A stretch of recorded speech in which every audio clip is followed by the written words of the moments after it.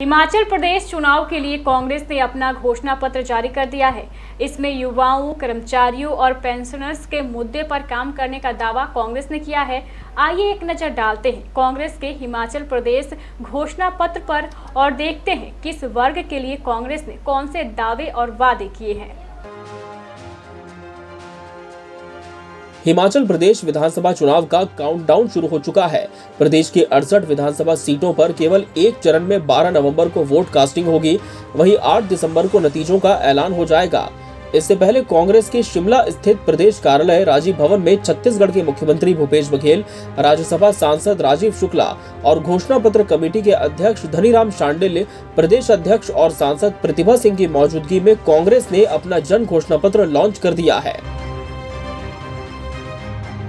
कांग्रेस के इस मैनिफेस्टो में विभिन्न वर्गों का ध्यान रखते हुए उनसे कई वादे किए गए हैं। कांग्रेस ने कहा कि मंत्रिमंडल की पहली बैठक में 1 लाख सरकारी नौकरियां दी जाएंगी। जयराम सरकार द्वारा राजनीतिक आधार पर कर्मचारियों को प्रताड़ित करने के लिए किए गए सभी ट्रांसफर्स रद्द किए जाएंगे। ग्रामीण इलाकों में सड़कें बनाने के लिए अभी ग्रामीणों को गिफ्ट डीड बनाकर देनी पड़ती है। कांग्रेस की सरकार ग्रामीण सड़कों के लिए भू अधिग्रहण कानून लागू कर भूस्वामियों को 4 गुना मुआवजा देने का प्रावधान करेगी। कांग्रेस सरकार महंगाई से निपटने के लिए लोगों की जेब में पैसा डालने का काम करेगी। पुरानी पेंशन योजना लागू करके महिलाओं को 1500 रुपए प्रति माह देकर और 300 यूनिट बिजली मुफ्त देकर लोगों की जेब में पैसा डालने का प्रयास होगा। अगर प्रदेश में कांग्रेस की सरकार बनती है तो कृषि और बागवानी आयोग का गठन होगा, जिसमें किसानों और बागवानों को पर्याप्त प्रतिनिधित्व दिया जाएगा। किसानों और बागवानों की सलाह से यह आयोग फलों की कीमत तय करेगा। आयोग की सलाह पर हर कैटेगरी के सेब के लिए एक न्यूनतम समर्थन मूल्य घोषित किया जाएगा। इससे कम दाम पर किसी को भी सेब खरीदने पर रोक लगा दी जाएगी, चाहे वो अडानी की कंपनी ही क्यों ना हो। सोलन जिले में एक फूड प्रोसेसिंग पार्क बनाया जाएगा। हर पशुपालक से हर दिन 10 किलो दूध सरकार की ओर से खरीदा जाएगा।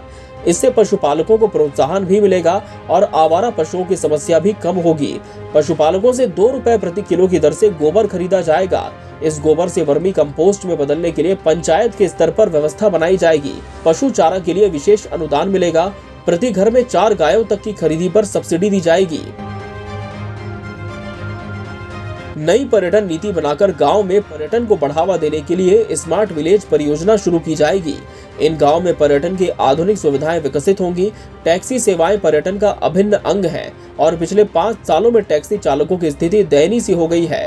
कांग्रेस सरकार टैक्सी व्यवसाय में आने वाले युवाओं के लिए कम ब्याज दरों पर ऋण उपलब्ध करवाने से लेकर बीमा योजना लागू करने जैसी नई योजनाएं लॉन्च करेंगी।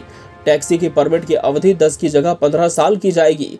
धार्मिक स्थलों को पर्यटन की दृष्टि से विकसित करने और ढांचागत विकास के लिए विधायकों को देवभूमि विकास निधि के तहत बजट आवंटित किया जाएगा। वहीं मंत्रिमंडल की पहली बैठक में पुरानी पेंशन व्यवस्था लागू होगी। कर्मचारियों को दिए एरियर का निश्चित समयावधि में भुगतान सुनिश्चित होगा। आउटसोर्स कर्मचारियों के लिए एक नई पारदर्शी नीति बनाई जाएगी। संविदा या कॉन्ट्रैक्ट कर्मचारियों को नियमित भर्ती में बोनस अंक देकर प्राथमिकता दी जाएगी।